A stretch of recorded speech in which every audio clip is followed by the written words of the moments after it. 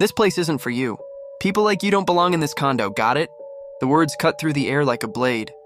Martin stood silently by the gate, a thin black man in his 40s, wearing worn-out clothes and carrying a lifetime of exhaustion in his eyes. He didn't argue, he never did. "When I come back out," the man continued coldly, "I don't want to see you here again." "Yes, sir," Martin replied softly. "There's no need to speak to me like that. I'm not bothering anyone." But Daniel, owner of the most expensive apartment in the building, had already turned his back. To him, Martin didn't exist. "Always the same," Martin whispered to himself as he stared at the ground. The world never sees the ones who suffer. That evening, Daniel returned home drained from work. "Hey, honey," his wife Laura said, one hand resting on her pregnant belly. "Mr. Gennaro called again. If we don't pay the rent today, he says we're out tomorrow." Daniel forced a smile. "Relax. I got paid today, I'll handle it." Laura sighed with relief, thank God. "I was so scared." But when Daniel reached for his pocket, his face went pale. No, this can't be right.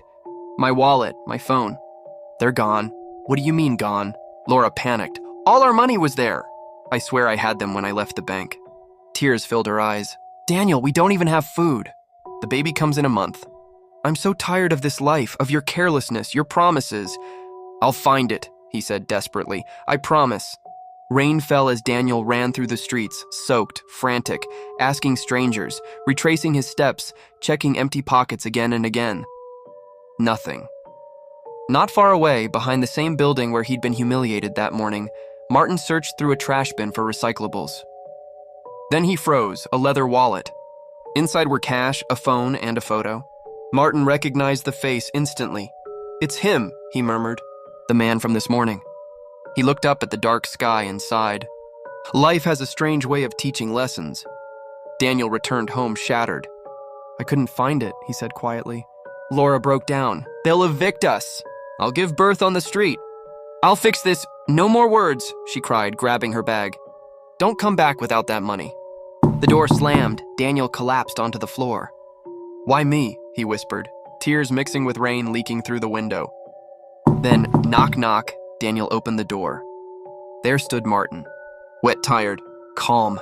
"You remember me," Martin said gently. "The bum from this morning." He held out the wallet and phone.